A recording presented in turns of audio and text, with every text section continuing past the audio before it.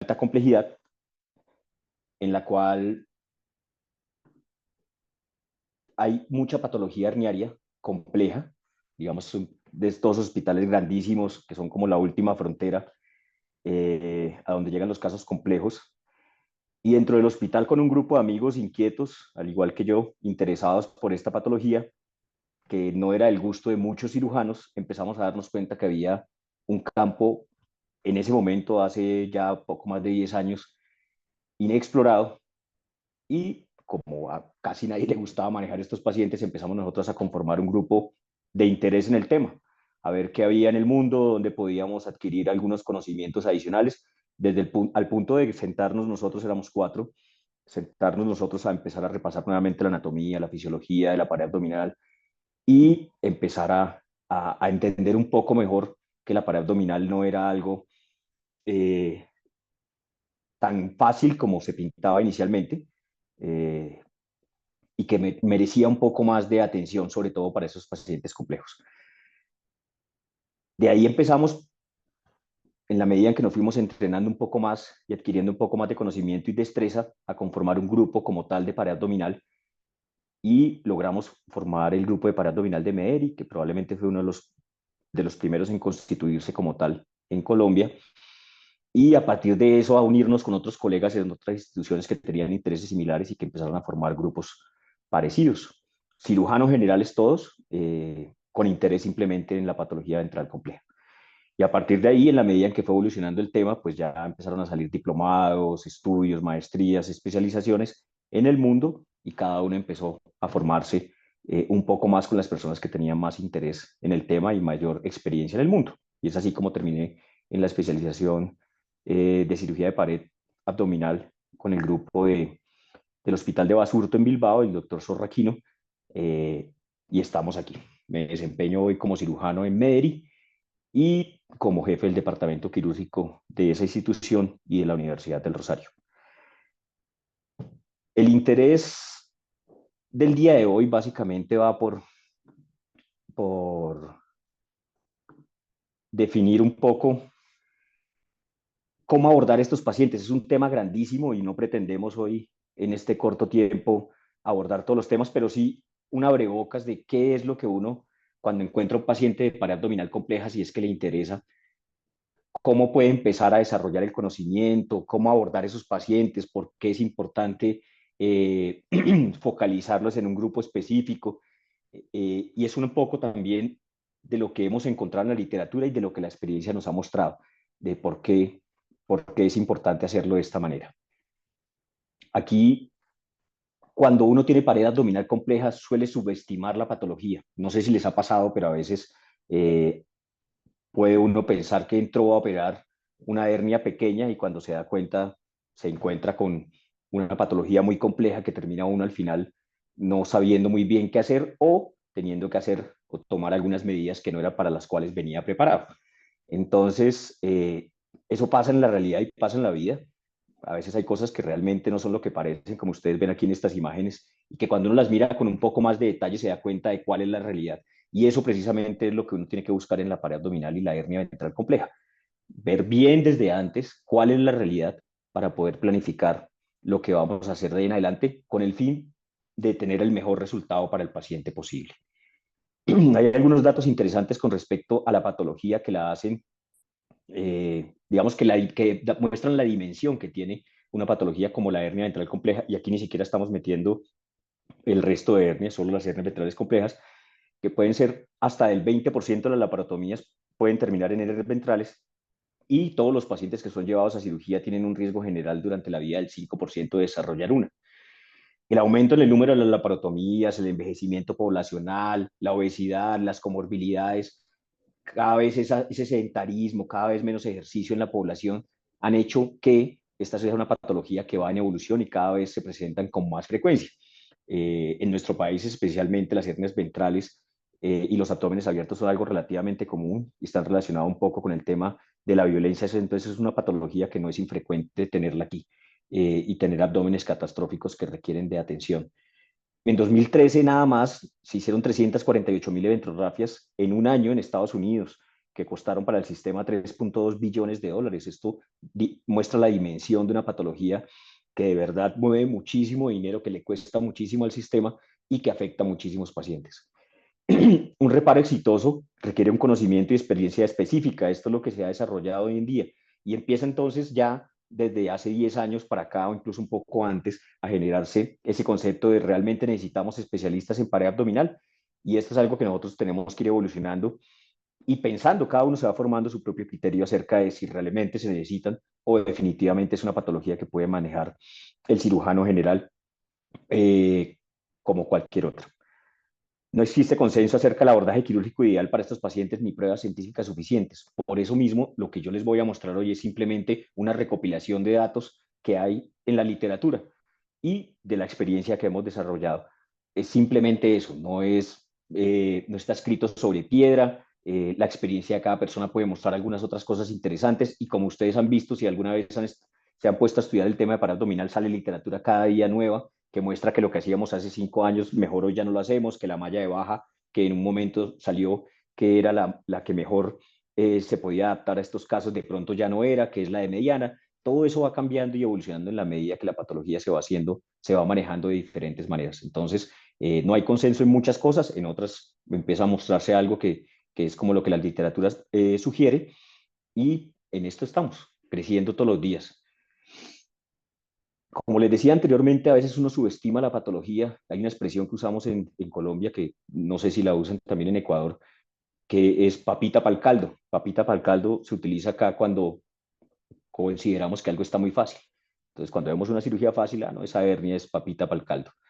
Pero, como les decía, podemos encontrarnos que esas hernias que pensábamos que eran papita para el caldo terminan no siendo unas hernias tan fáciles, hernias ventrales complejas y procedimientos simples que inicialmente pensábamos terminan en procedimientos de alta complejidad, inclusive a veces con procedimientos incompletos y teniendo que remitirse a cirujanos con mayor experiencia en el manejo de la patología. Eso pasa en ocasiones y vemos con frecuencia que, por ejemplo, las personas que tienen menos experiencia, los recién graduados, a veces les puede pasar y por eso siempre, como ustedes van a ver, es importante apoyarse en otros colegas.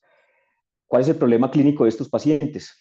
Generalmente tienen un defecto anatómico que es grande y complejo, pasa mucho en los abdómenes abiertos, se asocia a pacientes obesos, infectados o con fístulas enterocutáneas o estomas, tienen una alta recurrencia a un año. Si ustedes ven algunas series, la recurrencia en un paciente con una hernia ventral de más de 10 centímetros de gap puede llegar a ser en algunas series hasta el 60%, que incluso podría uno pensar que hacer una cirugía en un paciente de estos con esos resultados podría ser hasta prohibitivo. La recurrencia también está en directa relación con el índice de masa corporal. Entre más alto, mayor riesgo de recurrencia. Como ustedes ven en índices más bajos, la recurrencia puede bajar. Hay varias opciones y técnicas quirúrgicas y cada día vamos encontrando modificaciones de las mismas que hacen que uno tenga que estar todo el tiempo actualizándose y viendo realmente con detalle y con mucho cuidado cuál es la ventaja que ofrece una sobre la otra o si realmente no ofrece ninguna ventaja y puede generar algún daño adicional al paciente. Los pacientes con hernias ventrales complejas también además del defecto y de la limitación que puede tener eso para su vida y su actividad física, pueden sufrir de dolor lumbar crónico, alteración del patrón respiratorio y alteración en la calidad de vida. Esto afecta no solo la actividad física, sino su actividad sexual, su relación en pareja, su autoestima desde el punto de vista psicológico. Y esto es lo que precisamente uno como cirujano debe intentar buscar al paciente, poderle ofrecer algo de esa calidad de vida que tenía antes de sufrir esa patología. El objetivo de las eventrografias es la restauración de la función de la pared al recrear la línea alba y reforzarla con una malla, buscando al mismo tiempo tener una morbilidad temprana y tardía disminuida de la incisión. ¿Qué es lo que buscamos o qué hacíamos antes con mucha frecuencia? Pues lo que habla como lo dice un compañero nuestro aquí en Colombia, ponerle un parche a la llanta, es decir, poner una malla que simplemente me tape el defecto y yo con eso evito que las asas protruyan a través del defecto. Y efectivamente puede que lo logre con esa malla, es posible que tenga un alto índice de recidiva, pero eso puede traer algunas complicaciones que seguramente ustedes ya conocen, como son las fístulas enterocutáneas, la incorporación de la malla en el intestino, entre otras, y además no le permite al paciente obtener una restauración funcional de su pared abdominal porque no estoy logrando cerrar la línea media. ¿Qué busca entonces el tratamiento de la pared abdominal compleja? Siempre que se pueda, cerrar la línea media muscular y reforzarlo con una malla. Este es el fin. Sin embargo, no siempre es posible. ¿Por qué? ¿Por qué buscamos entrenarnos más en el tema? ¿Por qué buscamos cada vez tener mejores técnicas y mejores resultados y volvernos mejores en lo que hacemos? Este es un caso de una paciente que a mí en lo personal me marcó y me llevó a querer buscar hacer mejor las cosas. Esta paciente, de mis primeros casos de ventrorragias complejas, recién graduado, es una paciente que llegó con una ventración, más o menos con un defecto de unos 12 centímetros, a la que entré a hacer lo que yo había aprendido a hacer muy bien, y era hacer una ventrorrafia, tallar unos colgajos de piel y tejido celular subcutáneo al lado y lado, encontrar los bordes del defecto, los bordes de la pared abdominal y donde había aponeurosis sana, tallar y disecar muy bien el saco, reducirlo a la cavidad y poner anclado a los bordes del defecto una malla de polipropileno que estaba tapando adecuadamente el defecto, lo que se llama una malla en puente. Cerré el defecto, cerré la piel, le puse unos drenes y la paciente inicialmente evolucionó satisfactoriamente. Sin embargo, un día después, la paciente presenta secreción por la herida, retorna al hospital, mmm, material purulento, decidimos reintervenirla, encontramos que la paciente tenía una fístula asociada, una fístula en una asa intestinal delgada, en íntimo contacto con la malla. Mm, Empezamos a hacer unos lavados quirúrgicos. Durante el curso de los lavados intentamos todas las maniobras que conocemos para el manejo de fístulas enterocutáneas. La paciente, después de muchos lavados, terminó con un abdomen, como ustedes lo ven así, con múltiples fístulas, fístulas que eran además de intestino delgado proximal, con un alto gasto, y finalmente, después de muchas entradas y salidas, mientras esperábamos que este abdomen mejorara las condiciones para poder hacer una cirugía de demolición y restablecer el tránsito intestinal, la paciente fallece por una falla renal que no pudimos manejar. Este caso a mí me marcó especialmente. Era una paciente además, eh, como suele pasar en estos casos, queridísima, muy buena paciente, y a mí me llevó a pensar que, a tener por supuesto mucha culpa porque pensaba que podía haber hecho algo mejor, y a interesarme en el tema y a empezar a estudiar un poco qué más podía hacer. Y para abordar este tema, pues se puede abordar de muchas formas, pero yo decidí hacerlo desde este punto de vista. Para obtener resultados, yo debo enfocar mis pacientes y enfocar mi experiencia en a quién se lo ofrezco, qué ofrezco, quién lo debo ofrecer, cuándo, cómo lo ofrezco y en dónde lo debo hacer. Y en eso vamos a desarrollar lo que viene. Para decidir a quién, ustedes saben que no todos los pacientes son candidatos a cirugía de entrada. Muchos pacientes requieren de una evaluación expedita y muy clara de qué es lo que voy a hacer, sobre todo en los efectos complejos, y para esto ya hay muchas cosas en el sistema que se han ido creando desde los equipos que más experiencia tienen a nivel mundial. Esta clasificación, que es solo una muestra de las que utilizamos, que es la clasificación de CEDAR, de Carolinas Healthcare System, es una clasificación que nos permite a nosotros identificar desde antes de operar al paciente, basado en unas variables, cuál es el riesgo de complicaciones que ese paciente puede llegar a tener. Inclusive puede decirle cuáles son los cargos esperados que va a tener ese paciente en hospitalización y del seguimiento. Esto le permite a uno darse una idea de a qué paciente se está enfrentando. Y es bueno dentro de la práctica empezar a utilizarlos, empezar a buscar cuál de estas. Yo no digo que haya una sola que vayan a aplicar, esta es solo una muestra de la que nosotros utilizamos, pero hay varias que ustedes pueden empezar a utilizar si es de su interés.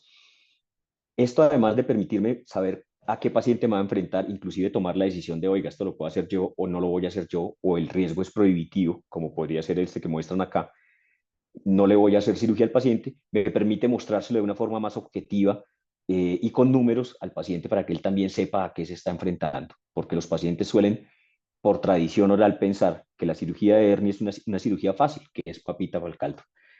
Hay otras clasificaciones y otras escalas que nos permiten inclusive predecir el riesgo de disconfort crónico después de reparos inguinales, de reparos de hernia, que pueden medir, por ejemplo, en el paciente antes de operarlo, cuál es, según la limitación que le genera el dolor para ciertas actividades de la vida diaria, predecir cuál de esos pacientes van a quedar con limitación y dolor después de la cirugía. Esto, por supuesto, que es aproximado.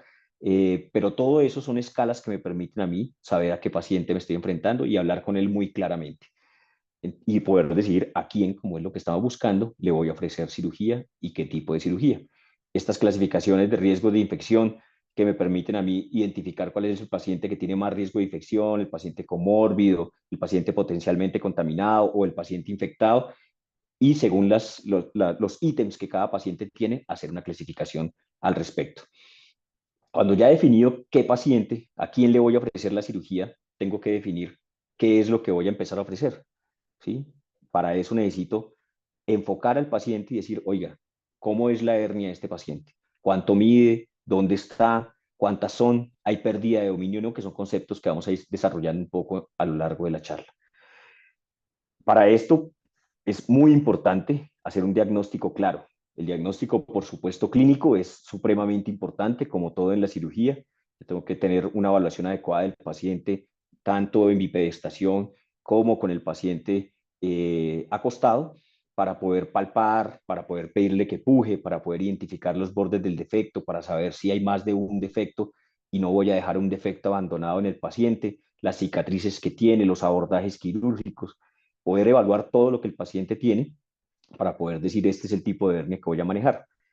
Además de eso, es muy importante en la cirugía de paraabdominal y sobre todo en la hernia ventral compleja el uso de las imágenes. Solo la clínica para pacientes con hernia ventral compleja se puede quedar corta. En pacientes sobre todo obesos o que tienen sospecha de efectos cribiformes, que seguramente nos ha pasado que entramos a cirugía pensando que solo tiene un defecto y cuando vamos ampliando la incisión vemos que tiene otro debajo y seguimos ampliando y hay 3, 4, 5 defectos que pudimos haber dejado abandonados en el paciente y es un paciente que después nos va a consultar y nos va a decir, oiga, doctor, usted me operó mal o usted, mire, la hernia que me operó me volvió a salir y resulta que no fue eso, sino que dejamos algún defecto que pasamos desapercibido en el paciente. La cirugía previa también hace difícil el diagnóstico. El abundante panículo adiposo en los obesos a veces no permite que la palpación sea suficiente para identificar los defectos y la pérdida de dominio se objetiviza a través del uso de las imágenes para yo poder decir efectivamente la tiene. Si bien la puedo diagnosticar desde el punto de vista clínico, en ocasiones el examen clínico, como les decía, se nos puede quedar corto. Tenemos varias opciones dentro del diagnóstico por imágenes que se pueden utilizar todas dependiendo de los recursos de los que dispongamos. Entre esos está la ecografía, que idealmente debe ser dinámica, pidiéndole al paciente que puje, que haga maniobra de valsalva para yo poder ver la protrusión del contenido abdominal a través del defecto. Y para esto necesito tener un muy buen ecografista que entienda de lo que estamos hablando, que entienda la patología abdominal, que sepa un poco qué es lo que estamos buscando. Si nosotros tenemos un muy buen ecografista y tenemos inclusive un buen equipo en el cual radiología entienda muy bien lo que hacemos en el grupo, la ecografía dinámica puede ser muy útil hasta el punto de que podría inclusive llegar a utilizarla para muchas cosas y para muchos defectos herniarios como única herramienta de imágenes. Si el operador no es bueno, seguramente no nos va a aportar mayor información y vamos a tener que pasar por lo menos a hacer una tomografía, que es el siguiente examen que ustedes ven acá y el que nosotros hoy en día más utilizamos. ¿Por qué? Porque es asequible, porque lo tenemos a la mano, porque nos permite ver muy bien la pared abdominal, como ustedes pueden ver en la imagen, cada uno de los componentes musculares de la pared abdominal anterior, ver hasta dónde van, ver qué tan grande es el defecto, qué protruye a través del defecto y también nos permite identificar otras patologías que el paciente tiene que pueden requerir de manejo inclusive previo a la reparación de la pared abdominal. Hemos tenido también algunos casos en donde operamos el paciente y no habíamos identificado algo en la tomografía o pasó mucho tiempo desde la última tomografía hasta que lo operamos y encontramos masas que terminan cambiando el plan quirúrgico dentro de la cirugía. Entonces, la tomografía, y ojalá lo más cercana al momento de la cirugía, es una muy buena herramienta. No necesariamente tiene que ser una tomografía contrastada, sin embargo, como les decía, para identificar otras patologías que pueden requerir manejo adicional, es interesante hacerla y nos genera un gran apoyo hacerla con contraste. Sin embargo, si el paciente tiene una contraindicación, si no tenemos la posibilidad, la tomografía simple también nos puede ser de gran ayuda para evaluar la pared abdominal y el defecto que vamos a tratar. Y la resonancia, por supuesto, que en pared abdominal y en tejidos blandos es una excelente imagen, nos muestra defectos que inclusive a veces en la tomografía pueden no ser evidentes, Se usa mucho en pacientes con dolor crónico en el que hay sospecha de defectos de la pared abdominal y el resto de exámenes han salido normales, pero el paciente persiste con dolor. La resonancia es una muy buena opción. ¿Qué pasa? Que es más costosa, no está tan fácil de acceder a ella en todas las instituciones y además pues requiere que un paciente que se pueda quedar tranquilo y quieto durante el examen, que es un examen que se demora más tiempo. Esos son como las limitaciones que tiene, pero los tres son muy buenos exámenes. Esto, como les decía, son las ventajas de tener las imágenes, determinar el tamaño del defecto, establecer defectos no valorables clínicamente, hacer un planeamiento quirúrgico adecuado, y lo vamos a ver ahorita más adelante, qué técnica, qué malla, qué clase, qué tamaño, la relación de los órganos intraabdominales, de detectar lesiones incidentales y si detectar si el paciente tiene pérdida de dominio o no. Y eso lo vamos a ver ahorita mucho más claro con la tomografía. También me permite identificar complicaciones. La tomografía es una muy buena herramienta para el paciente en el posoperatorio, en el que no tengo claro cuando el paciente no va bien cuál puede ser la causa. Entonces ustedes ven acá grandes colecciones que pueden ser de sangre, pueden ser seromas, puede ser infección, colecciones inflamatorias, granulomas. Es una muy buena herramienta y siempre hay que tenerla a la mano y aprender nosotros como cirujanos a interpretarla muy bien. Pedirle al radiólogo que nos enseñe, siempre estar evaluando las tomografías, tanto las normales como las anormales, para empezar a coger esa habilidad en identificar los defectos nosotros mismos, aún sin la ayuda de radiología. Para esto es importante además conocer, y para que todos hablemos el mismo idioma, cómo se clasifican. Hay varias clasificaciones también en el mundo, sin embargo, cada día la tendencia es a que todos hablemos un mismo idioma. En ese sentido, una de las más utilizadas y la que nosotros usamos particularmente es la de la Sociedad Europea de Hernia, que nos parece una clasificación sencilla, fácil de entender, fácil de replicar y que es la que utilizamos todos en nuestras historias clínicas, por lo menos en nuestra institución y podría decir que en la mayoría de las instituciones en Colombia. Eh, la clasifica, como ustedes ven acá, en hernias de la línea media. Estas se pueden clasificar en subsifoideas, epigástricas, umbilicales, infraumbilicales y suprapúbicas, que básicamente están identificadas con la letra M de medial y van de 1, 2, 3, 4 y 5, dependiendo de la ubicación que tengan, como ustedes lo ven acá. M1, que son las subsifoideas, las que están 3 centímetros por debajo del sifoides. Los primeros 3 centímetros, si hay una hernia ubicada ahí, es una hernia M1. Entre esta límite de la M1 con 3 centímetros por encima del ombligo es la zona M2 o epigástrica. Las que están ubicadas entre 3 centímetros por encima del ombligo y 3 centímetros por debajo de este son las hernias que se consideran M3, las infraumbilicales, que son las que están por debajo de los 3 centímetros por debajo del ombligo, hasta 3 centímetros por encima del pubis, que son las M4, y las que están en los últimos 3 centímetros de la pared abdominal, que son las hernias M5. Esta es la clasificación, como ustedes ven, es una clasificación muy fácil para las hernias de la línea media y también clasifica las hernias laterales, que son L1, T lateral, L2, L3 y L4, que son las subcostales, las del flanco, las ilíacas y las lumbares. Ustedes ven acá en la gráfica las L1, que está más o menos, digamos que uno traza una línea 3 centímetros por encima del ombligo y 3 centímetros por debajo del ombligo y traza una línea que va por la línea axilar anterior y por la línea medio clavicular, tiene ahí los límites de las hernias L1, L2 y L3, su costal del flanco ilíaca, y por detrás de la línea axilar anterior las hernias lumbares, que serían las L4. Además habla de si la hernia es una recurrencia o no y nos habla también del tamaño del defecto. Entonces, el ancho del defecto básicamente lo clasifica en W1, W2 o W3, dependiendo del borde a borde que tiene la hernia. Es decir, si yo de borde a borde tengo una hernia de menos de 4 centímetros, la clasificaría como W1, si es de 4 a 10 centímetros como W2 y si es de más de 10 centímetros como W3, que en teoría serían las hernias ventrales más complejas y en las que yo necesitaría hacer algunas cosas adicionales. Aunque a veces vemos con hernias más pequeñas que también son complejas. La complejidad es una cosa bien subjetiva y puede tener muchos matices. Para yo calcular entonces el defecto herniario, yo simplemente lo que hago es, como ustedes ven acá, como si pudiera dibujar el defecto herniario, calcular cuánto tiene de largo y cuánto tiene de ancho. Ahí está el defecto. Si compromete varias zonas, pues entonces, por ejemplo, en esta hernia que iría más o menos, podría decir que es M2, M3, es una hernia, entonces yo lo que hago es nombrarla con las zonas que compromete. Entonces, hernia M2, M3.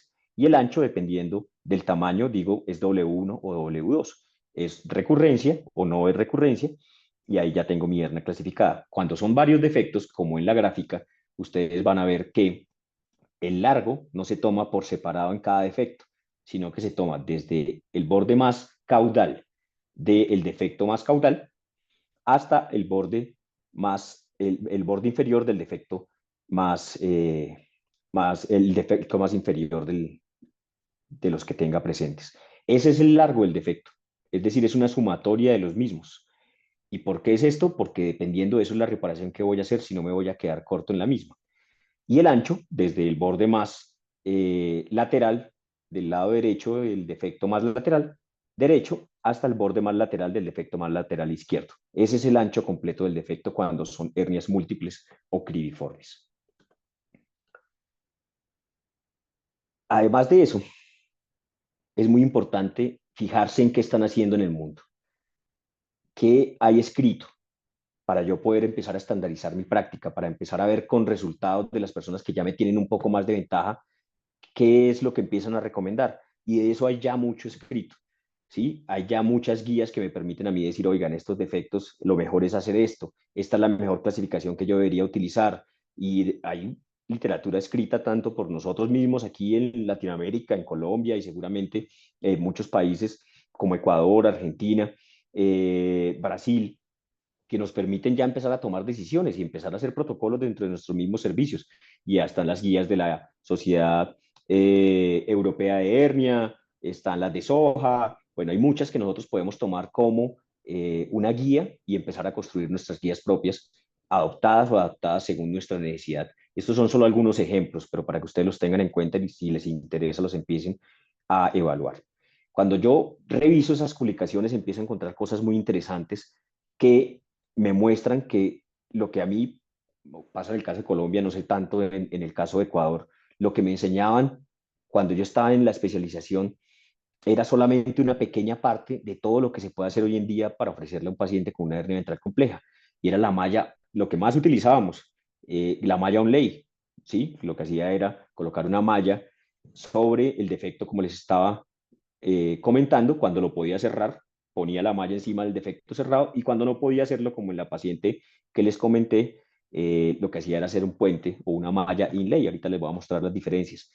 Pero aquí vemos en esta gráfica que las mallas, que es la lámina gris que ustedes ven ahí marcada como A, B, C o D, puede tener varias posiciones con respecto a la pared abdominal y vamos a encontrar que todas son diferentes y ofrecen algunos resultados distintos. Esta es la malla que les comentaba, si la malla es esta porción roja que ustedes ven acá, es la malla en puente o malla inlay, que es básicamente el caso en el que yo no uno los bordes del músculo en la línea media, sino que lo que hago es fijar una malla a los bordes de la pared.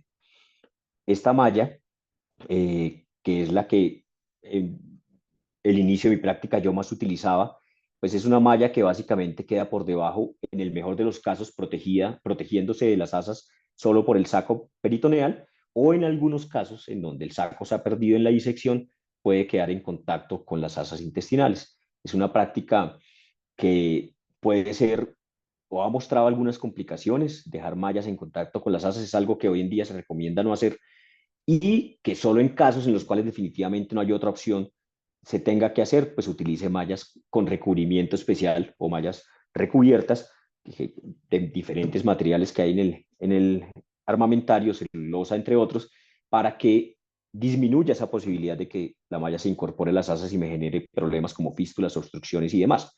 Entonces, esta es la malla inlay o malla en puente, que es posiblemente una de las que más utilizamos los cirujanos generales, no solo en nuestro país, sino seguramente en muchas partes del mundo.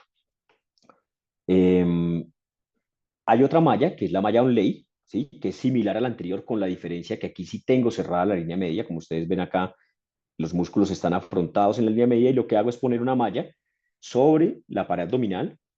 Aquí dice que los colgajos de piel, tejido celular subcutáneo, adecuadamente, y pongo una malla fija generalmente a los bordes más laterales de la misma. Esa malla está reforzando la pared abdominal por fuera y queda cubierta por encima por tejido celular subcutáneo y piel.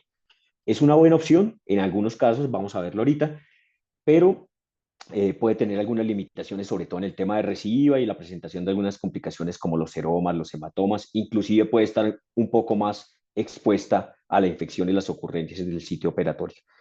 Es aquí lo vemos, la ubicación externa de la cavidad abdominal, no hay contacto con las vísceras, es relativamente rápida y es una técnica fácil de difundir y de comprender. Por lo tanto, es una de las más utilizadas y las más difundidas. Desventajas: requiere disección subcutánea importante, lo que favorece el riesgo de seromas, riesgos de contaminación e infección. De licencia de la herida puedes poner la malla, es decir, si se me abren unos puntos, va a tener la malla ahí inmediatamente en contacto con la superficie. El cierre de fascia antes de la colocación de la malla no disminuye la tensión de la pared. Si se abre la línea media en el posoperatorio temprano, ahí puede haber exposición de las vísceras. Estas son como algunas de sus desventajas, y la recurrencia generalmente es un poco más alta. Ahorita lo vamos a ver en otro estudio con respecto a otras posiciones de la malla. Entonces, cuando no hablamos de mallas on ley, o sea, las que están por delante de la aponeurosis, podemos hablar de las mallas no on ley. Y vamos a ver que hay varias posiciones, generalmente en tres planos tissulares, que son retrorectales, preperitoneales e intraperitoneales. En estas, ¿cuál es la ventaja con respecto a las on-lay? La presión intraabdominal está distribuida contra la malla, lo que logra que la tensión se distribuya a través de la pared abdominal de una forma uniforme. Es decir, al yo tener la malla por detrás de la pared, la tensión se distribuye alrededor de toda la misma, sobre toda la malla, y no únicamente sobre la sutura como pasa en la on-lay. Toda la tensión se va sobre el borde de la sutura con la que yo pegué la malla. Aquí la pared me ayuda a sostenerla, y eso parece ser una de las ventajas que tiene poner la malla por detrás en cualquiera de estas posiciones. Las mallas retrorectales, como ustedes ven acá, son las mallas que están inmediatamente por detrás del músculo recto, ¿sí? Y que por delante, o sea, yo seco la pared posterior, la vaina posterior, la hoja posterior de la vaina de los rectos, y entre el músculo y la hoja posterior de la vaina de los rectos coloco la malla. Esa es la posición retrorectal. ¿Qué ventaja tiene? Relativamente fácil, asumiendo que no hay disrupciones previas de ese plano, es decir, en pacientes que no tienen este plano sin haberlo tocado previamente, es relativamente fácil la disección. Yo abro la vaina de los rectos y casi que con una disección Roma puedo disecar este espacio y dejar un espacio hasta el borde más lateral de cada recto al lado y lado, y poner la malla en esto. Está aislada de las vísceras porque por detrás tengo la hoja posterior en la parte del abdomen donde hay hoja posterior, y en la parte donde no, tengo por detrás el peritoneo, la grasa preperitoneal, y eso me permite tener una buena separación si esta está íntegra. Y hay una interfase muscular amplia que facilita la neovascularización, entonces una malla que se integra generalmente muy bien, con menor riesgo de seroma y hematoma. La técnica quirúrgica ya les comenté un poco. Lo que hago es abrir la vaina de los rectos, disecar el espacio de la manera que me sea más cómoda, hacer una buena hemostasia, dejando un buen espacio para tener una malla bien extendida, sin muchas arrugas, sin necesidad de tener tensión, y hacer una fijación o no, dependiendo de, esto ya es otro tema aparte, fijar o no las mallas, pero eh, la malla es una malla que va a estar en un espacio que va a estar muy bien controlado, es decir, esa malla no va a tener mucho para dónde moverse. La recurrencia es, como ustedes ven, menor, incluso en algunas series bastante baja, hasta el 5%. Recuerden que les había dicho que habían series hasta el 50 y 60% de recidiva en pacientes que son llevados a reparos de hernia ventral compleja con una técnica inadecuada o inclusive a veces sin la utilización de malla. La otra que está por detrás de los músculos, que es la preperitoneal, que es la ubicación entre la vaina posterior de los rectos y la grasa preperitoneal. La diferencia con la anterior, pues que la malla no queda por delante de la hoja posterior de la vaina de los rectos, sino por detrás de la misma y por delante del peritoneo. Entonces es la malla en ubicación preperitoneal. Ventajas: es una buena opción para pacientes con panícula adiposo preperitoneal bien desarrollado, y tiene contacto directo con la vaina de los rectos y no queda en contacto con las asas intestinales. Entonces es una buena opción si es que no quiero entrar al espacio de la vaina de los rectos, o este espacio está previamente tocado, o no tiene una buena hoja posterior porque ya previamente había sido llevado a cirugía y esta no está indente. Y está la malla intraperitoneal, que como ustedes ven es la malla que está dentro de la cavidad abdominal, fija con puntos transfaciales, como ustedes ven acá, con la línea media cerrada por delante. Es una técnica que se puede hacer por vía abierta o laparoscópica. Básicamente, pues yo la puedo utilizar. Hoy en día nosotros solo la usamos en casos de, podría decir que hace muchísimo no ponemos una malla intraabdominal, pero puede ser una opción si tengo mallas recubiertas y es la única posibilidad que tengo para cubrir el defecto. Eh, Como siempre vuelvo y le reitero, debe ser siempre la última opción, dejar mallas intraperitoneales, aun cuando son recubiertas, pues ha mostrado que puede llegar a tener complicaciones y complicaciones que son graves y que pueden ser disminuir mucho la calidad de vida de los pacientes. Entonces, mi recomendación es no las usen intraperitoneales, salvo que no haya otra opción. Pero siempre que puedan, no dejen las mallas en contacto con las asas intestinales o con la cavidad abdominal, inclusive si tienen muchísimo epiclón ese paciente. Bueno, esto no quiere avanzar.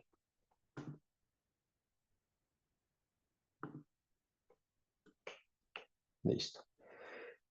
De todas estas, ¿cuál es la que más se recomienda? También hay estudios ya que lo han medido y que recomiendan, por supuesto, las mallas que están en posición no on-lay, es decir, las que están por detrás del músculo sobre las mallas on-lay, en términos de recidiva y complicaciones.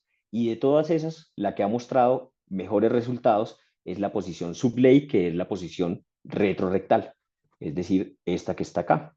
Como les decía, dejando por detrás la hoja posterior de la vaina de los rectos y por delante el músculo recto. Esta posición es la que, como ustedes ven acá, han demostrado mejores resultados comparadas con las onlay, las inlay y las underlay, que son las que están dentro de la cavidad, y con un buen retorno a la calidad de vida del paciente y con unas tasas de recidiva más bajas que las anteriores. Quiero decir con esto que no condena esto las otras mallas y las otras posiciones. Hay veces, y esto es una discusión que tuvimos alguna vez en un congreso, el reparo en ley puede ser la mejor opción si es lo que usted mejor sabe hacer, ¿sí? Un reparo on-lay muy bien hecho, también tenemos series donde han publicado en sitios con mucha experiencia muy buenos resultados. Eh, si es lo mejor que sabemos hacer, pues a veces es mejor hacerlo muy bien que ponerme a inventar con técnicas que no conozco muy bien.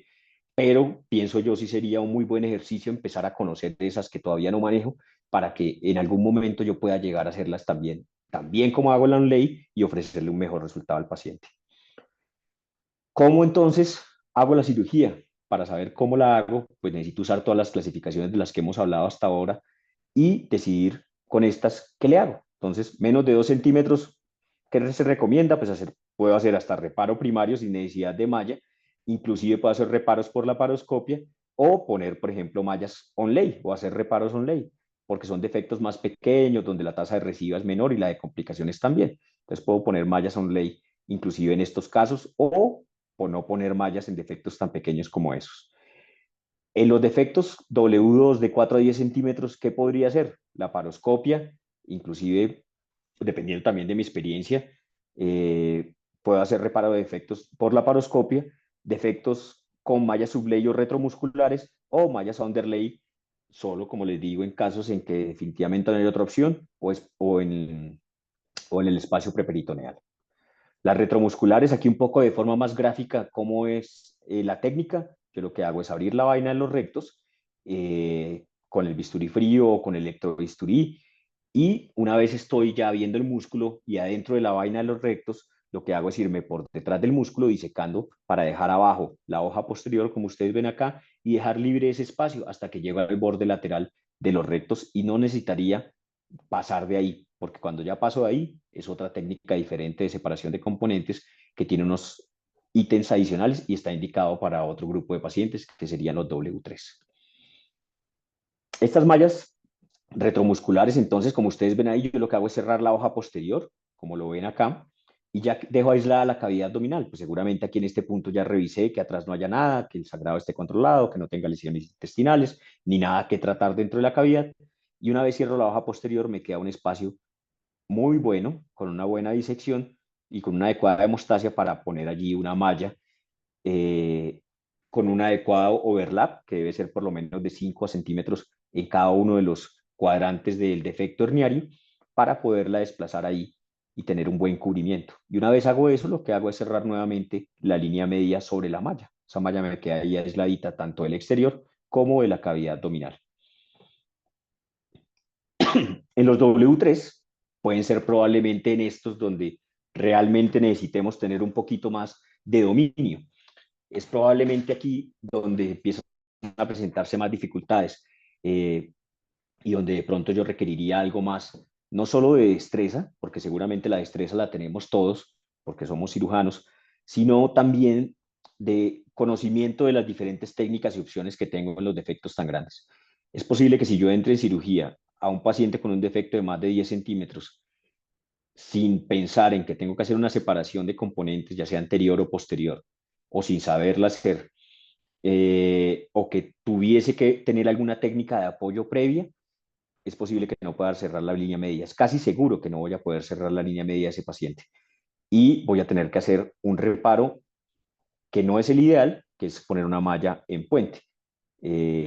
Por esta razón, estos defectos son los que requieren especial cuidado y especial entrenamiento. Es posible que para los que son fanáticos de los grupos de pared abdominal y de especializarse en la pared abdominal, sean estos los pacientes que van a requerir de esas especializaciones y de ese colega que se dedicó a la pared abdominal y que yo le puedo decir, oiga, este manéjelo usted, inclusive opérelo conmigo para que me enseñe.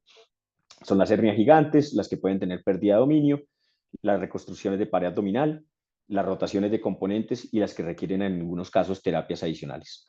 ¿Qué técnicas hay? La separación de componentes anterior, seguramente la más conocida. Es una técnica que es relativamente más fácil de ejecutar, sin embargo hay que saberla hacer adecuadamente y que además se puede difundir y enseñar con más facilidad, por eso es una de las más realizadas. Esa separación de componentes, básicamente yo lo que hago es entrar por fuera del borde lateral de los rectos, hacer una incisión que me permite separar el componente del oblicuo anterior o oblicuo mayor del componente donde están el oblicuo menor y el transverso, y desplazarlos hacia la línea media, de forma que dejo lateralizado el oblicuo mayor y desplazo el resto de los componentes. Esto funciona como las cortinas de panel japonés. Básicamente lo que hago es correr un componente muscular sobre el otro, permitiéndome extenderme hacia la línea media. Eh, y esto me puede permitir ganar entre 10 y 12 centímetros de defecto que puedo cubrir con esa misma pared abdominal. Entonces es una buena reconstrucción.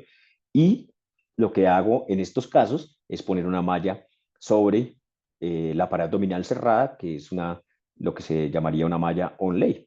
Es un buen reparo, es una buena opción. ¿Qué dificultades y desventajas tiene? Que yo tengo que tallar grandes colgajos de piel y tejido celular subcutáneo, dejando un gran espacio muerto, que si bien le pongo drenes, pues me favorece la infección y las ocurrencias del sitio operatorio, los hematomas, los seromas, la dehiscencia de la herida, la necrosis de la piel con exposición de la malla. Entonces, la tasa de ocurrencias del sitio operatorio en esta técnica es mayor y probablemente me lleve a tener también una mayor reintervención de estos pacientes. Esa es como su desventaja, pero es una buena técnica que si yo la hago muy bien, puedo tener muy buenos resultados para los pacientes. En pacientes obesos probablemente no sea la más recomendada por el tema que les comentaba del panículo y los colgajos que tengo que tallar, pero puede ser una opción en algunos pacientes más delgados y con índices de masa corporal más bajos. La separación de componentes posterior, hay también varias técnicas descritas. Acá, por ejemplo, ustedes ven que lo que hago es entrar nuevamente como si fuera a hacer una técnica retrorectal a la vaina de los rectos, separar la hoja posterior y en ese plano irme hacia lateral. Me metería entonces en el plano entre el músculo oblicuo menor y el transverso, dejando por detrás al transverso. Y ahí desplazaría una malla para permitirme cerrar después la línea media.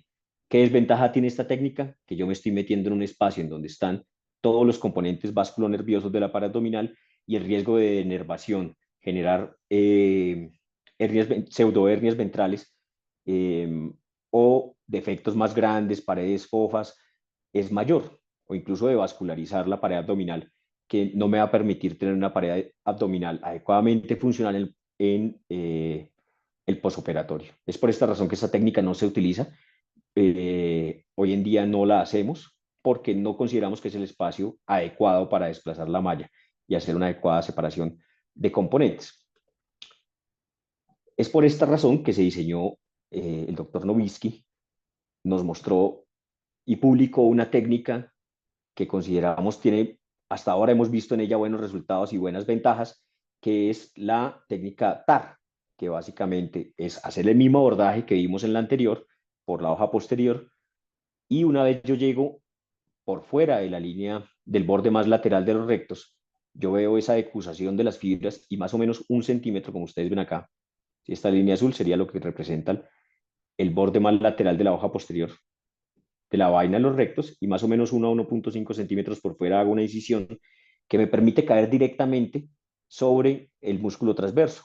Si me voy en lo más caudal, en lo más cefálico, me voy sobre más arriba y voy a caer sobre el transverso. Y una vez veo el transverso, lo que hago es, con la ayuda de unas pinzas ángulo cístico, empezar a seccionar las fibras del transverso como ustedes lo ven en la imagen.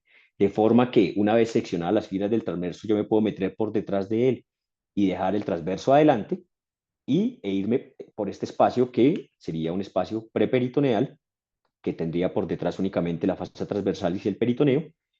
Aquí ustedes ven el transverso que queda adelante y yo me voy hacia lateral por ese espacio que me permite inclusive llegar hasta el retroperitoneo, hacer una muy buena disección y permitirme cerrar la hoja posterior en la línea media, como ustedes ven acá, extender una gran malla en este espacio con un muy buen overlap y nuevamente, como pasa en la separación anterior de componentes, poder desplazar esos componentes musculares.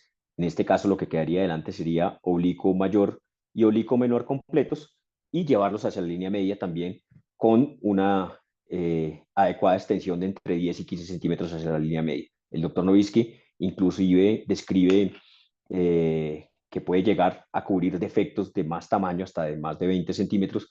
Nosotros en nuestra experiencia, posiblemente porque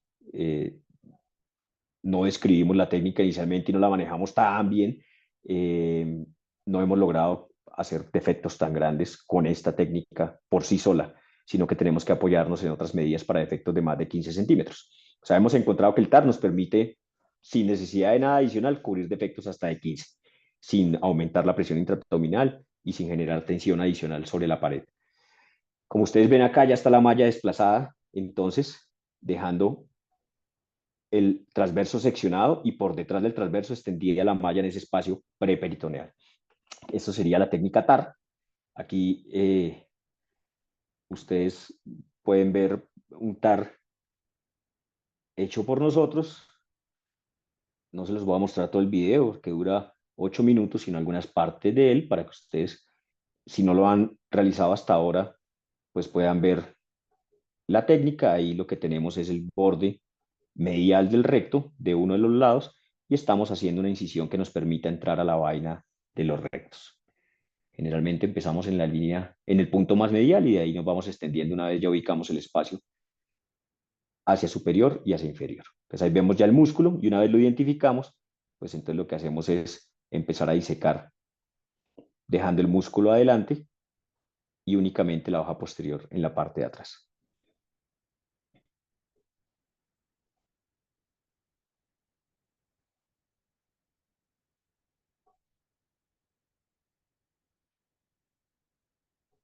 Entonces ahí vamos entrando a ese espacio, haciendo hemostasia. Ahí lo voy a adelantar un poco. Ahí ya estamos llegando por fuera de ese borde lateral, que sería este, el borde más lateral de la vaina, de la hoja posterior de la vaina de los rectos. Y lo que queremos es, por fuera de él, empezar a buscar las fibras del transverso. Entonces, ustedes ven acá el recto quedó adelante. La hoja posterior es esta que yo tengo traccionada hacia medial. Este es el borde más lateral de los rectos, de la hoja posterior de la vaina de los rectos.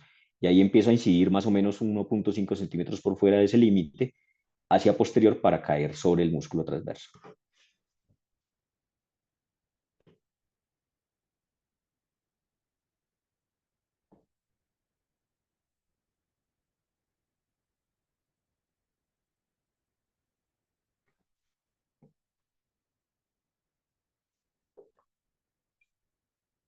Ahí ven ustedes, entonces ya llegamos al músculo y lo que hago simplemente es con la ayuda del instrumento empezar a seccionar las fibras en su totalidad. El transverso tiene que quedar completamente seccionado como ustedes lo ven aquí. Y una vez lo tengo seccionado, lo que hago es disecar por detrás del transverso, dejando el transverso adelante. Generalmente lo puedo hacer con una disección Roma y meterme por ese espacio de atrás. Ustedes ven aquí atrás queda la fascia transversal y el peritoneo que me va a quedar separando la malla de las asas intestinales y la cavidad. Esto realmente es lo más complejo del TAR, es identificar el plano, y una vez identifico el plano, pues empiezo a cerrar la hoja posterior y ya me olvido de la cavidad abdominal. Una vez revisé bien, hice el adecuado conteo de compresas, y lo que hago es desplazar la malla en el espacio, una malla suficiente, una malla de buen tamaño que me cubra con un adecuado overlap, y cerrar sobre ella la línea media.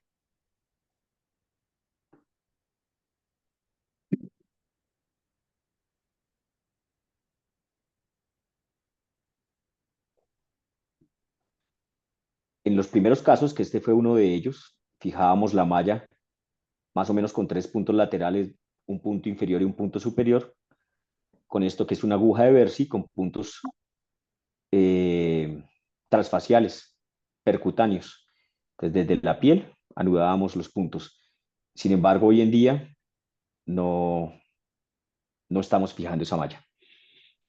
La estamos simplemente emplazando en el espacio y no la estamos fijando. Cada vez utilizamos menos drenes también, en la medida en que la literatura ha mostrado que no mejoran los resultados y sí pueden aumentar las complicaciones, tema debatible también. Y hay muchas cosas que uno va optimizando en su técnica, como es algo que todos hacemos seguramente en nuestra práctica.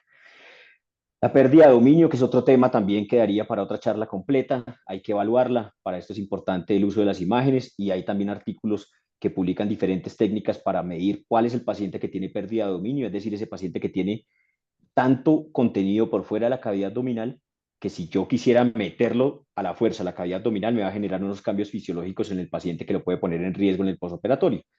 ¿Por qué? Porque el aumento de la presión intraabdominal es tal que puede disminuir la precarga, que puede producir al paciente en falla renal, que puede poner al paciente en una falla ventilatoria, que va a necesitar estar intubado. Eso es lo que yo quiero evitar, tratando de identificar desde antes de cirugía cuál es el paciente que tiene pérdida de dominio. Nosotros utilizamos un método que fue el que describió Tanaka en este artículo del 2010, en donde él básicamente lo que hace es medir unos índices y hacer una relación entre el contenido del saco, como ustedes ven acá, con el contenido de la cavidad abdominal. Y dependiendo de eso, me da un porcentaje que generalmente se utiliza, dependiendo de las publicaciones, por encima del 20 o el 25% es el punto de corte. Y si yo tengo ese porcentaje por encima del 25, es el paciente que yo digo pérdida de dominio, y es el que yo debería buscar hacer algo adicional para poder ofrecerle a ese paciente y no tener que cerrarlo y tener las complicaciones del posoperatorio. ¿Qué es ese algo adicional? Hay también varias cosas descritas hoy en día. El neumoperitoneo preoperatorio, seguramente muchos lo conocen, en donde a través de un catéter, ya sea puesto por radiología intervencionista, puesto por el cirujano a través de ecografía o con vía abierta laparoscópica, un catéter que está dentro de la cavidad abdominal, se insufla aire ambiente básicamente con el uso de una jeringa o un dispositivo en unas cantidades que están indicadas, que pueden ser hasta cuando el paciente presente molestia, y esto lo hago día a día, dependiendo de cuánto tolere el paciente, puede ser hasta por 8 o 10 días, se puede hacer hospitalizado ambulatorio dependiendo del protocolo que tengan en cada institución, y lo que busca esta técnica es simplemente ir insuflando la cavidad abdominal para que yo tenga varios efectos. Primero, ir preparando al cuerpo para ese aumento de la presión intraabdominal. Segundo, me permite elongar la pared abdominal que tengo en el paciente, estirar un poco ese músculo. Tiene un efecto que hemos encontrado también, que es que también elonga las adherencias. Entonces, si bien no las quita, por supuesto, sí hace que sean más fáciles de identificar y de seccionar en cirugía y de tratar en cirugía. Y además de eso, ustedes lo pueden ver aquí en esta imagen, el efecto que tiene. Entonces, este es el paciente con una pérdida de dominio clara, no necesito ni tomarle índices para saber que tiene todas las asas intestinales por fuera de la cavidad abdominal y que tiene una pérdida de dominio, y que cuando le hago el neumo después de varios días y le tomo una tomografía a ese paciente, puedo identificar que ya están la mayoría de las asas intestinales dentro de la cavidad, el aire en el saco y con algunas adherencias de unas asas que están ahí pegadas seguramente a la pared. Esto es el efecto que tiene el neumoperitoneo preoperatorio, además de sus efectos fisiológicos que permiten hacer un cambio gradual de la presión y no un cambio abrupto cuando lo llevo el día de la cirugía, para que el paciente se vaya preparando y el cuerpo también.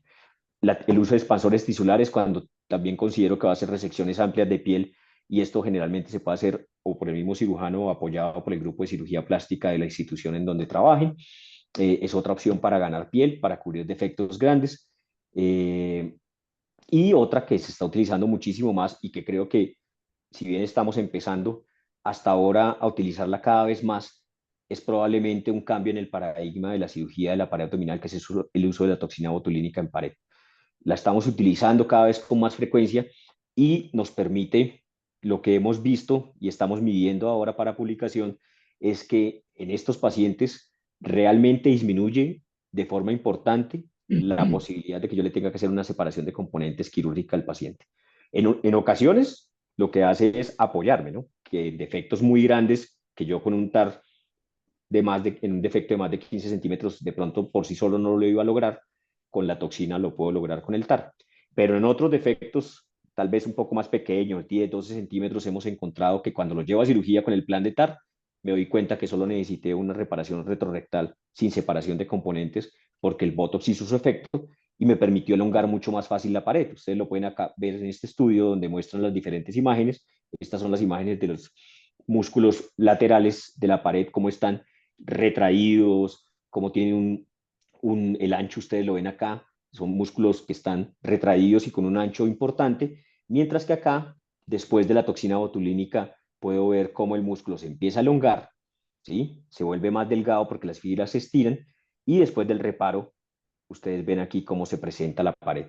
Entonces, eso es algo que hoy en día de verdad que se está usando mucho. Si tienen la posibilidad de utilizarlo y estudiarlo, empiecen a ver cómo se pone, entrénense en el tema, porque de verdad que esto llegó para cambiar vidas de pacientes, inclusive vidas de cirujanos también, la toxina botulínica.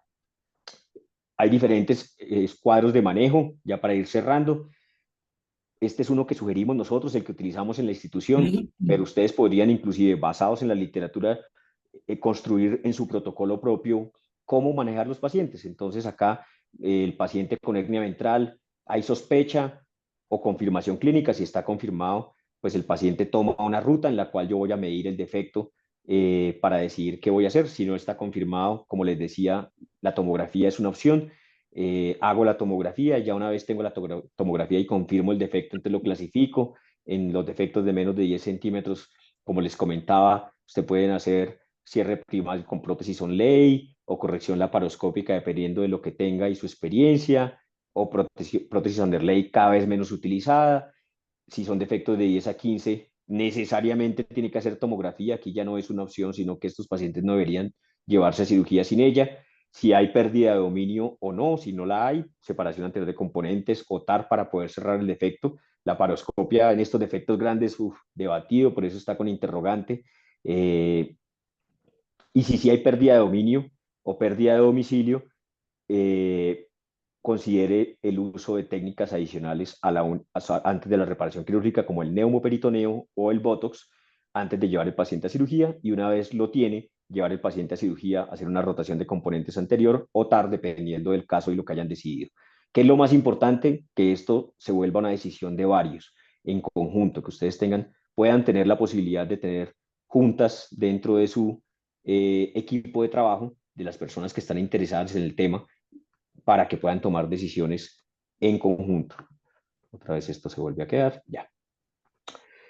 ¿Quién lo debe operar y dónde operarlo?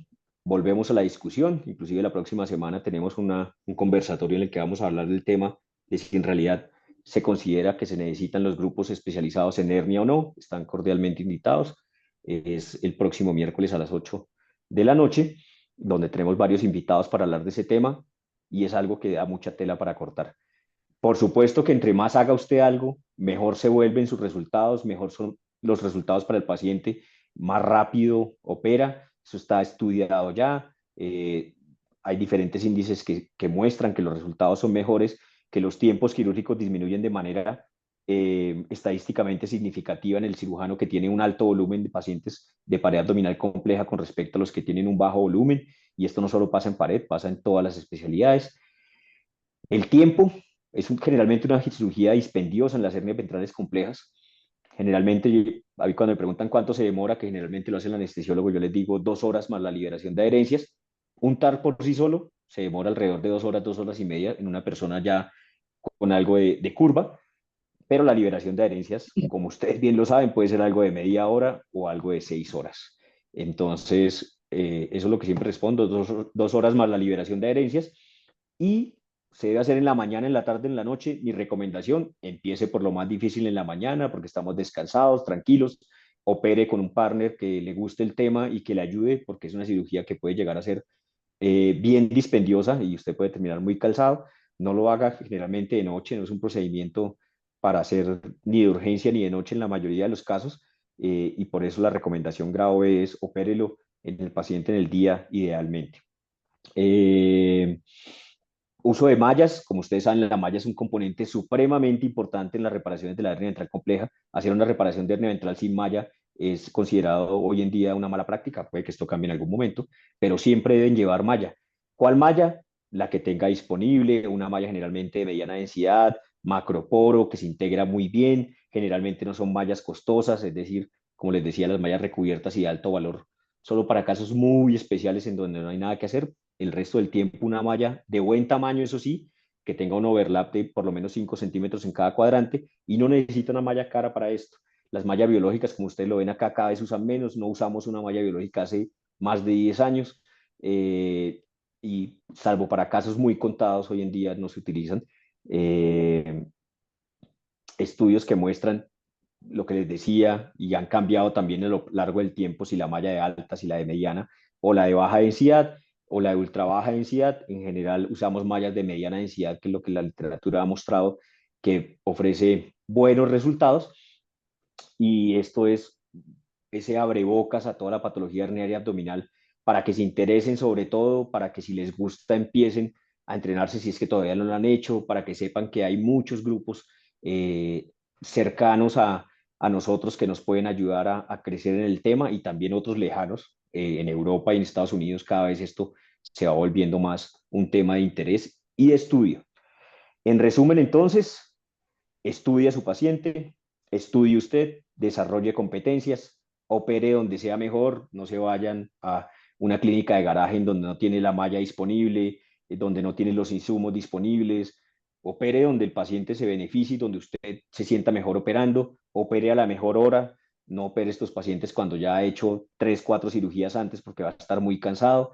Siga a sus pacientes, evalúe sus resultados, publique sus resultados, compártalos con otros compañeros. Y la razón para hacer eso es porque los equipos de alto desempeño son los que mejores resultados tienen. Cuando uno se entrena mucho en una única cosa, se vuelve el mejor en eso. Y eso es lo que la medicina ha mostrado en diferentes ramas, que es lo mejor que se puede hacer. Si tiene la posibilidad de hacerlo, hágalo. Si no, entrénese de la mejor manera para que haga muy bien todo lo que le toca hacer.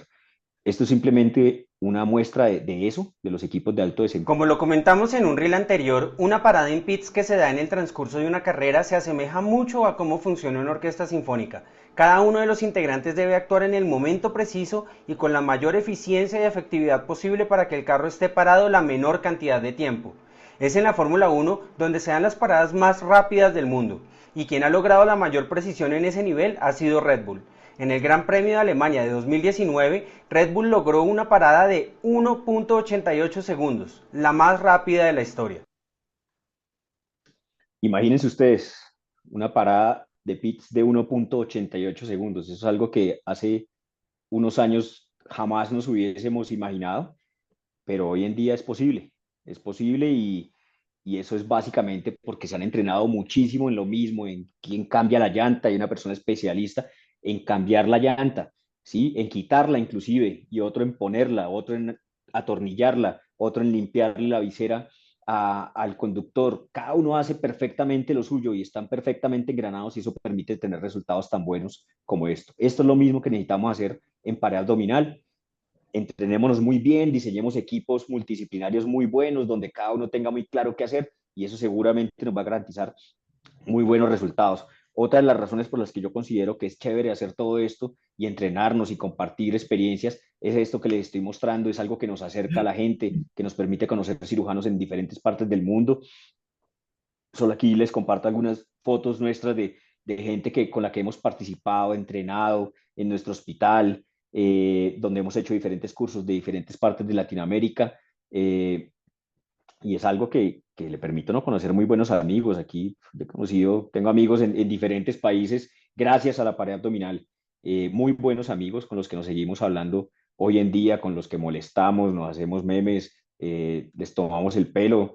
Eh, este era mi anterior jefe, a quien quiero mucho, se la montábamos también mucho, y nos ha permitido también ir a compartir el conocimiento en diferentes partes del mundo, conocer las personas inclusive que describieron las técnicas, el doctor Chen, el doctor Novisky, bueno, infinidad de experiencias que son otra forma de motivarse a hacer esto muy bien. De verdad que sí. Este es nuestro equipo de pared abdominal del hospital. Somos todos cirujanos generales, inquietos y que nos encanta hacer este tema de la pared abdominal.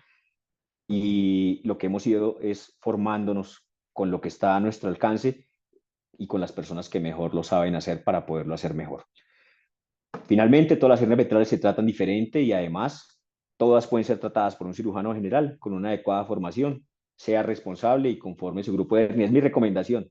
Es simplemente lo que yo creo, no es necesariamente, como les decía, palabras puestas sobre piedra. Aquí, pues, esto es Bogotá, esta es nuestro hospital, tiene dos sedes, esta es la sede más grande, donde están todos cordialmente invitados. Para que nos acompañen, nos visiten cada vez que quieran y necesiten algo. Este es mi correo, si ustedes me quieren escribir a saludar o para lo que necesiten, ahí está. Y muchas gracias por escucharme. Espero no se hayan dormido tantos. Muchísimas gracias, doctor Navarro. Bueno, no sé si hay alguna pregunta, Sí, tengan doctor, alguna en duda. nuestro chat hubo una pregunta durante la charla y nos preguntaron cómo fija la malla retrorectal o preperitoneal. Ok, bueno, creo que lo comenté por ahí durante la charla. Al principio, lo que hacíamos con las mallas retrorectales o inclusive con las mallas intraperitoneales, era que, o en el TAR, en los primeros que hicimos, era que con la ayuda de una aguja de Bercy, que es la que ustedes vieron en el video, desde la piel, metíamos la aguja y lo que hacíamos era que le poníamos puntos de sutura, generalmente PDS, en, cada vez fuimos poniendo menos. Al principio poníamos alrededor de 10 puntos en diferentes puntos de la malla y después poníamos 3 laterales y uno arriba y uno abajo, después solo 2 laterales, uno arriba y uno abajo, y hoy en día nosotros no fijamos esa malla. Es decir, lo que hacemos es poner una buena malla bien extendida en el espacio con el adecuado overlap en todos los cuadrantes, 5 centímetros laterales, 5 arriba, 5 abajo, y la malla la dejamos sin fijar, cerramos bien el espacio y lo que hemos evidenciado es que no hay cambios en los resultados, en el seguimiento que llevamos hasta ahora. Entonces, no la fijamos. Estos puntos transfaciales que poníamos eran bastante dolorosos, inclusive alguna vez tuve una complicación que me hizo probar mis coronarias, en donde en un paciente con un trasplante renal previo, eh, le puse un punto transfacial para fijar la malla con tan mala suerte que el ureter de ese riñón pasaba de forma, zigzagueaba por la pared abdominal anterior, es decir, estaba pegado por detrás del músculo recto, en un punto, en donde hacía una curva. Precisamente en ese punto donde puse el punto, me quedó enganchado el ureter con la sutura y cuando yo lo anudé, pues el ureter quedó, no lo seccionó, pero sí lo estenosó. Entonces en ese paciente, a los 6 horas posoperatorio entró en falla renal, asobados para arriba, no orinaba. Eh, Interconsultamos a urología, eh, con tan mala suerte que se iban a un congreso y no teníamos urólogos, entonces dijeron, no, dejémoslo que volvemos en una semana y lo revisamos, háganle una nefrostomía para no perder ese riñón, entonces le hicimos una nefrostomía para que el riñón drenara por ahí, le hicimos una ureterografía y efectivamente se veía ahí la estenosis en el ureter. Sin embargo, pues yo no me esperé hasta que llegaran, lo reintervine, tenía claramente identificado cuál era el punto que estaba generando el problema, lo quité, llevamos el paciente a radiología y con el radiólogo le hicimos una uretrografía nueva a través de la nefrostomía y pasaba perfectamente sin filtración y santo remedio. Pero sí, creo que las canas que tengo hoy en día en gran parte fueron por ese paciente. Y a partir de ahí empecé a poner menos puntos y hoy en día no pongo puntos, no fijo la malla en esa posición. Ya, muchas gracias, doctor. También nos preguntan qué porcentaje de hernias W3 que se planificaron en un inicio, separación de componentes, en cuáles apoyaron con toxina botulínica y terminaron con técnica retrorectal. En este momento no puedo chiviar el resultado del trabajo, pero lo que hemos identificado es que por lo menos entre 6 y 7 de cada 10 pacientes que llevamos a toxina antes de llevarlos a cirugía, y en la cirugía vamos con el plan de hacer un TAR, no necesitamos hacer el TAR, sino que podemos hacer una disección retrorectal, un cierre de la hoja posterior y un cierre de la hoja anterior con una malla retrorectal sin necesidad de hacer la separación de componentes quirúrgica. Más o menos por ese lado está, pero estamos en este momento recopilando la totalidad de la información para hacer la publicación. Pues ya cuando salga se las compartiremos a todos, porque el Muchas gracias. conocimiento es para eso, para compartirlo. Gratis. Muchas gracias, doctor. Lo estaremos esperando, por supuesto, para leerlo atentos. No sé, quisiera preguntar si una persona más del público, de los invitados, tiene alguna otra pregunta. También pueden prender sus micrófonos y preguntar directamente al doctor, aunque no me han levantado la manito aún. Bueno, Los pocos que estén despiertos todavía.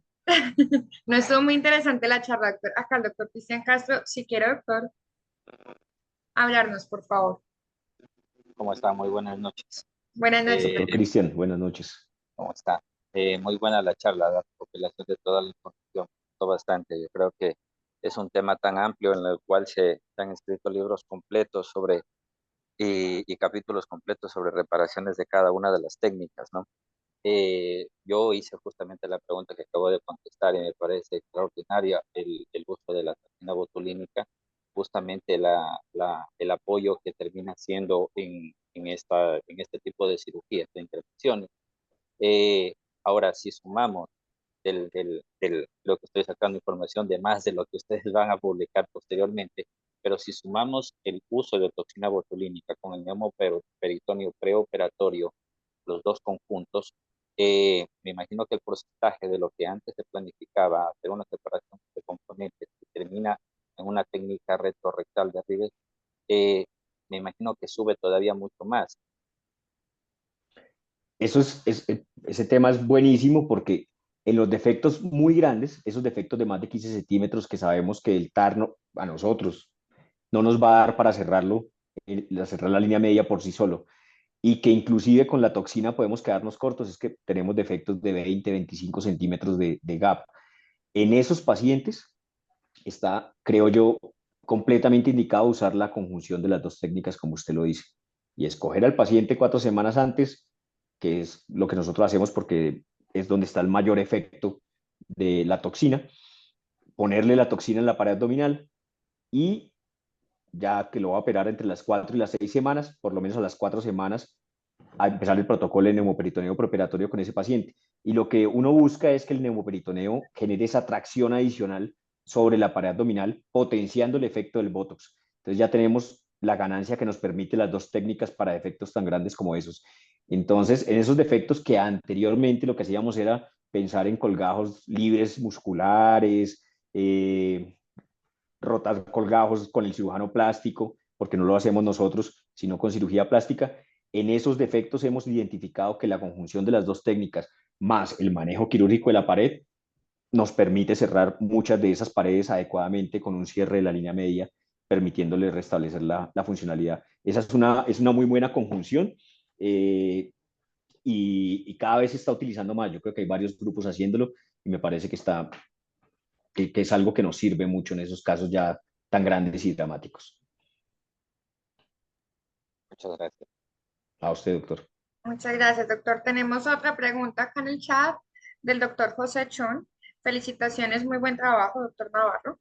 Y nos Muchas pregunta gracias. si la toxina botulínica solo con una dosis o hay que repetir las dosis o el proceso desde Guayaquil, Ecuador. No, lo hacemos una única vez.